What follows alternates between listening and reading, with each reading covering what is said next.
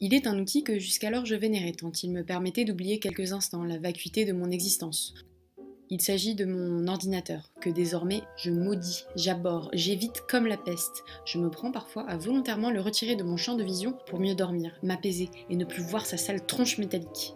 Cet instrument de torture qui jusqu'alors s'apparentait à l'amour de ma vie, celui qui m'apportait joie, divertissement, émotion, n'est désormais plus que lassitude et désarroi. Pourquoi ? C'est plus précisément ma webcam, cette petite lentille de verre au-dessus de mon écran, me lorgnant nuit et jour et observant le moindre de mes faits et gestes qui me perturbe hautement.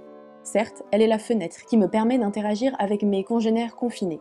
Un intérêt des plus plaisants en ces temps difficiles, somme toute. Mais pourtant, je ne la supporte plus. Jusqu'alors, elle était recouverte d'un petit morceau de scotch, me permettant d'éviter que quiconque m'espionnant ne puisse être le témoin de potentiels récurages de nez, ou de mon triple menton, provoqué par le positionnement éternellement peu avantageux que j'adopte quand je me perds dans les méandres de l'internet. Désormais, cette petite lentille de verre a accès à tous mes vices. La webcam, c'est la matérialisation des limites de mon humanité, puisque je dépends d'elle, et seulement d'elle, pour combler l'absence d'interaction sociale dans laquelle je suis plongée depuis plusieurs semaines, et je ne suis pas la seule. C'est aussi du fait de son existence que je peux télétravailler, merveille de notre époque, qui signifie que tout en respectant le confinement, je continue à mener une vie à peu près normale, et ça c'est plutôt sympathique. Mais hélas, cette pratique connaît moult défauts que je ne puis ignorer. Parlons tout d'abord de ce délaissement évident de mon enveloppe charnelle.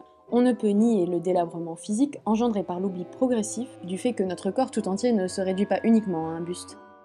Car si notre webcam n'est pas en mesure d'appréhender toute notre anatomie, cette dernière est pourtant toujours bien présente, et cette amputation virtuelle doit être pointée du doigt, afin d'éviter que lors du déconfinement, certains en viennent à oublier des pièces essentielles de leur tenue vestimentaire, de type pantalonesque.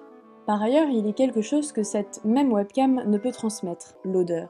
Mais qui ne peut être tenté de s'exempter d'un petit passage sous la douche ? Et puis que votre entourage, vos partenaires de confinement aient à subir vos émanations, est-ce réellement votre problème ? Néanmoins, je dois noter une tendance allant à l'encontre de mes dires, puisque nombre d'entre nous semblent avoir trouvé un certain réconfort dans le fait de prendre une douche. Un geste quotidien et nécessaire qui s'apparente désormais à une activité à part entière. Quel ludisme finalement, de s'habiller, se décrasser, se sécher, puis s'affaler lamentablement ensuite sur ce qui fait office de lieu de travail pour certains, le lit. Car c'est un autre problème qu'implique le télétravail. Cette position alanguie, affalée, toute contorsionnée que l'on prend alors que l'on utilise nos quelques neurones éparses. On peut bien s'efforcer à rester assis sagement sur sa chaise, face à son bureau, qui n'est pas tenté, une fois sa webcam éteinte, au moins pour quelques minutes, de s'asseoir contre ses douillets coussins et de laisser ses muscles déjà bien reposés depuis quelques semaines ramollir au rythme des exclamations de notre interlocuteur, atterré par l'insolence de sa connexion Wi-Fi. Mais pourquoi ça marche pas cette merde ? Car là, on touche un autre point sensible, la connexion Wi-Fi. Celle qui jusqu'alors nous était fidèle, nous portait vers le meilleur, nous permettait de voguer de série en série, de nous divertir en observant le quotidien insipide d'illustres inconnus. Désormais, cette même connexion Wi-Fi nous trahit, saccage nos vies, sabote nos possibilités d'échange avec autrui. Quoi de plus désagréable, de plus inconvenant que de subir cette nouvelle réalité dans nos interactions, qu'est la désynchronisation ponctuelle entre mouvement et parole.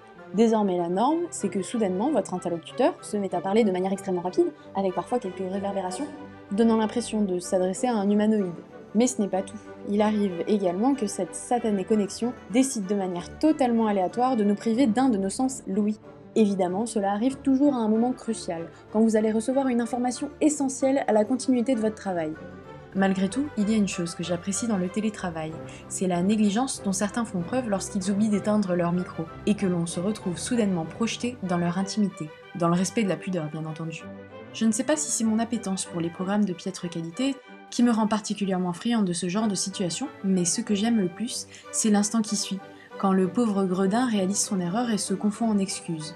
Je oscille entre voyeurisme et cruauté.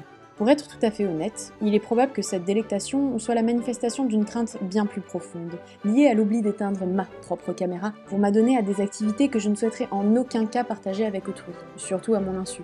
Je ne les listerai pas, mais de toute évidence, transformer ma chambre en boîte de nuit et me mouvoir de manière extatique sur Aya Nakamura en font très largement partie.